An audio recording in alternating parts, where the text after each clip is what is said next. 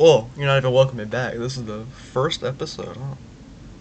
Welcome to sports. There's nothing else. It's just me talking about sports that happened in the week. So let's start it off. Bengals in Kansas City. Several topics on this one. Bengals did not win this game. As you may know, if you've been on Twitter or the internet, neither team wanted to win this game. Let's not lie. Joe Burrow, Hall of Famer, right? Probably going to make the Hall of Fame. Patrick Mahomes, probably going to make the Hall of Fame. He's got a ring. Joe Burrow has made it. Well, both of them have made it to 2 championship games in a row. Neither team wanted to win this game. I swear, in the first quarter, the offensive line just didn't show up for either team, and both quarterbacks were running for their lives half the time. I mean, it led to like 3 points being scored. It felt like the first 10, 15 minutes were just 3-pointer after 3-pointer. It was, I don't want to say it was a great game, but it was a pretty high game overall. Mahomes is like 1-6 against Joe Burrow. Let's get into some goofiness that ensued. Kansas City had 4 sacks, a god-awful lateral, and possibly the worst ankle breaker in history. 2 great catches, a miracle first down, and the most silliest of fumbles, and a tip drill. Now, the only time the tip drill has ever been used in the entirety of the NFL. Bengals had 3 good catches in double coverage and completely murdered a trainer. They murdered that man. That man is dead. No one talk. That man is dead. He is gone. Straight to the afterlife. He got crushed under like a 250-pound linebacker. Oh, God. If you rewatch that play that like ended the game, that man is dead. There is no way he's alive. Oh, God. I need to play y'all a clip, right? This is about Eli Apple from a YouTuber named Optimus. Here we go. Eli Apple on Twitter the entire week talking shit as if he's some sort of premier elite cornerback in the NFL. In reality, that man should be assembling my McDouble with no pickles, no ketchup, no mustard. That's not even my McDouble Beautiful. order, but just because Eli Apple would be the one assembling it, I want to make it harder on him. But yeah, that man should be assembling my McDouble and medium fry with the Coke and putting that all in the bag for me at the drive-thru, if we're being honest. But I'll talk more about Eli Crapple here in a little bit. Eli Apple. What can I say? Dude got cooked by a Minnesota player, and Eli Apple's garbage. I don't think anyone disagrees. Eli Apple's garbage. That man, he lost the Saints game. You know the Minneapolis Miracle? Where that Saints player got, like, dunked on by that Minnesota player? The Minneapolis Miracle? That was him. That was Eli Apple when he used to play for the Saints. This dude is garbage. He's getting paid like $8 a game, bro. He has the worst contracts in history. Let's get into another one. The Eagles versus 49ers. Yay. Nobody cares. I regret to inform you, nobody cares.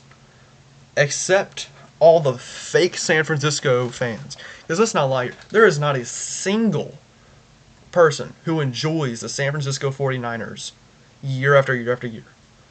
Occasionally they'll watch them. But aside from that, they will not. But, I mean, let's not lie here. 49ers lost. The 49ers were not going to win, and I can explain why. Of all 8 rookie quarterbacks to start in a conference championship game, all of them have lost. Brock Purdy is one of them. Well, Brock Purdy has become the 8th. I mean, when you get your funny bone twisted backwards, it's hard to win a football game. Really not that notable, except for the big fight. Let me break this down. One guy gets up, another one starts yelling at him. They grab each other, mob ensues, mob splits, and Kayvon Wallace, Eagles player, starts trying to get into the middle of the mob. Wallace gets grabbed by, I believe, an offensive player. Big person grabbed him, and big person threw that boy on the ground. I laughed so hard when I see this dude trying to get into the middle of the scrum, and then he just gets grabbed and thrown like a spiked football. Like, it looked like a Gronk spike. That's what it looked like. It looked like a Gronk spike, but with like a horse collar. Oh God. Yeah, benches cleared, punches thrown. Every yellow flag ever manufactured by man gets thrown up in the air.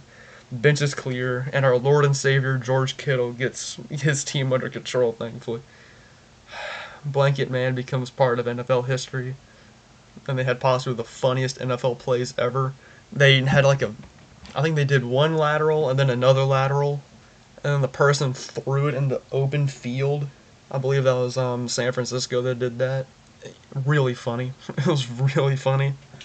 Then they ran it again, and it got stripped out of the dude's hands, and it ended the game. So that was pretty funny. Super Bowl prediction. Screw it. Let's talk about Super Bowl prediction. Kansas City has the experience.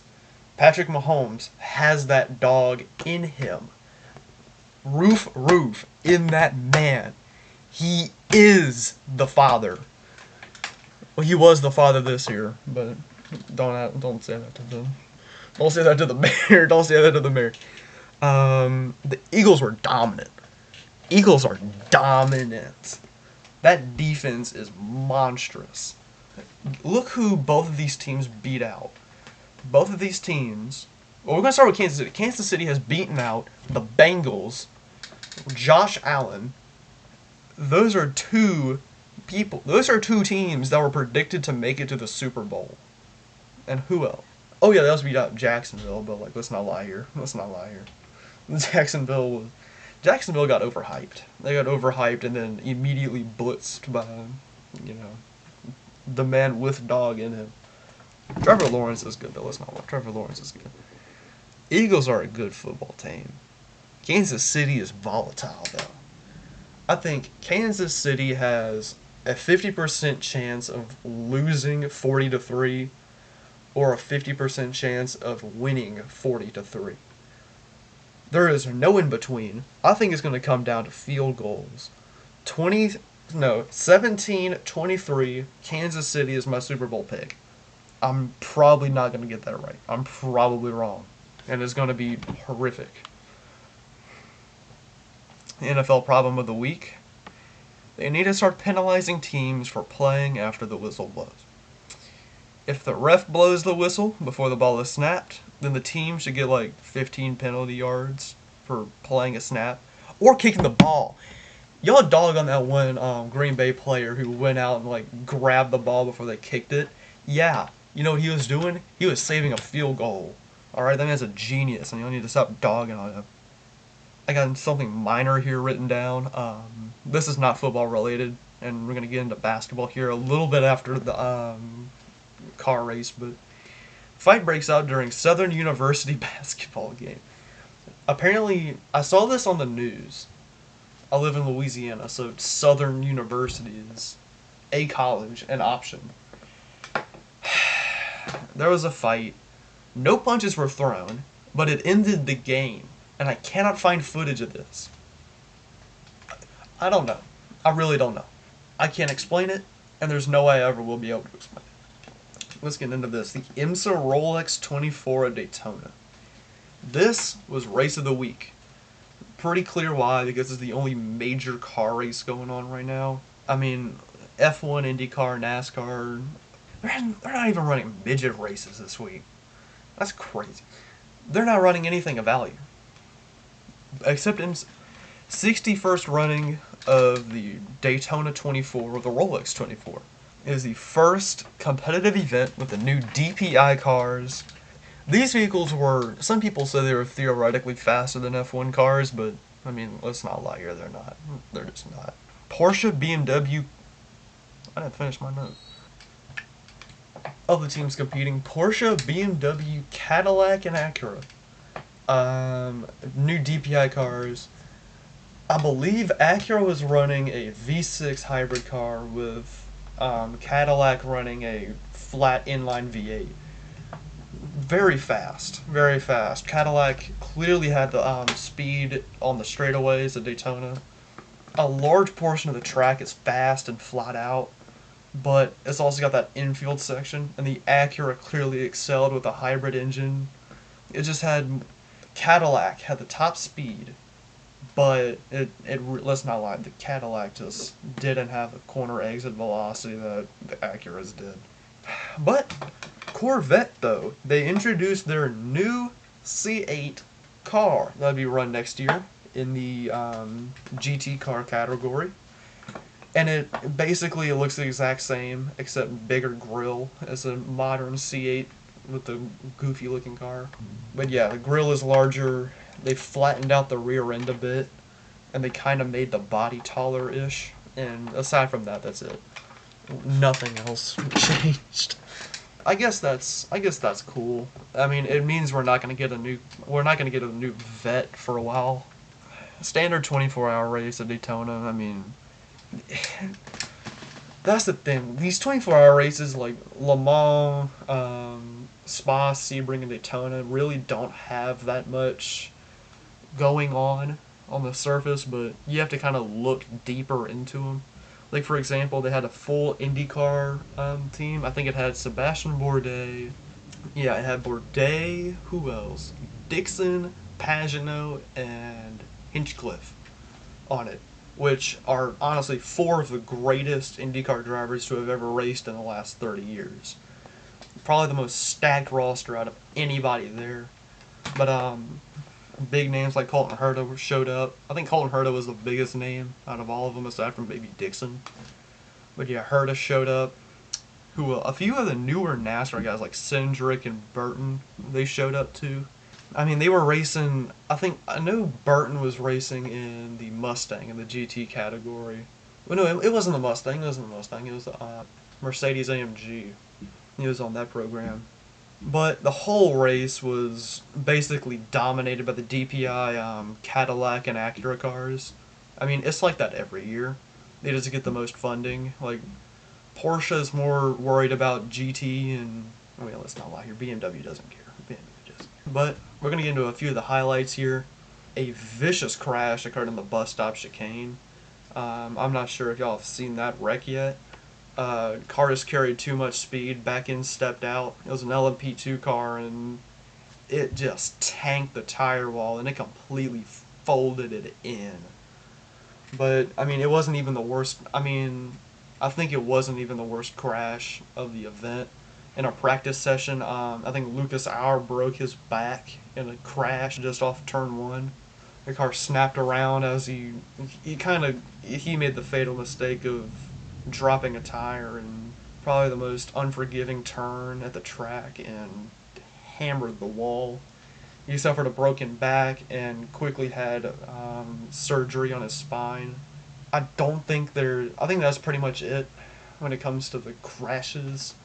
I mean, they had a pretty major spin, as Daytona does, where one GT car spun into another and got clipped, and it just tore all the cars apart for no reason.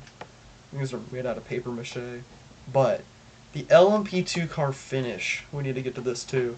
0.016 seconds separated the LMP2 cars over the line. Now, they had been setting this up for a while. At 2 to go, we have the blue LMP2 and the pink LMP2. The blue LMP2 was behind the pink car. It wasn't the DPI Cadillac, but it was. The Acura had the corner speed, and you could tell. Over the line, though, he did the standard super speedway maneuver of getting the slingshot and just flew by him at Mach 5. The Acura had nothing he could do, and amazing finish, though. Amazing finish. Now we get to the NBA. Now, NBA didn't really have that big of a week. The only real big incident was, I think, LeBron, and we're going to get to that later. LeBron cannot stay out of the news. I'm going to rant a bit. LeBron cannot stay out of the news. Whether he's punching people, flipping out, it doesn't matter. He cannot stay out of the news for a week. I don't get it. Julius Randle, another 30-point game. Terry Rozier scores 31 points. Giannis scores 50. Anthony Edwards averaged 32 points in the last 3 games. LeBron got the shit fouled out of him. Here's where we get. LeBron got fouled. They did that man dirty. He went up for the layup to win the game. No call. Missed the layup because of the fouls. And He started beating up an invisible child. I don't remember. He started punching something. I don't know. He started finding ghosts to beat up. And the ref did admit that he was at fault. Trade talks continue. No one cares about trade talks. I'm gonna be 100. Nobody cares. Nobody cares. Like, you have to be deep in the rabbit hole to care. Like, you have to be Skip Bayless deep, and even then, like, Jesus. Smaller events that happened, but I don't care enough to talk about them. Lucas Oil Late Model Dirt Series had 2 events. One was at Bubba Motorsports Park, and the other one was at Golden Isles. And the Golden Isles event would be the series opener, or the season opener of the series. So, first event, and quickly followed up by the Bubba Motorsports Park race. Supercross Round 4 at Anaheim. Lucas Oil, no, I already said that. Cut that out. Street Nationals Drag Race. The U.S. Street Nationals. I didn't watch this, but apparently they had a bunch of crazy saves in it. The track was super grippy and there weren't any real wrecks, I don't believe, so... I mean, that's always good. That's always good. There were several of these in the late model race, though. I may put some of those on screen if I figure out how to. TCR Daytona 3-hour race. The 3-hour race at Daytona had a few crashes that totaled a couple cars, but that was it. There really wasn't anything major happening in that race, and I think that's it. So, thank you for sticking around and watching this TED Talk. My name is Lucas Truman. Like and subscribe. See y'all later.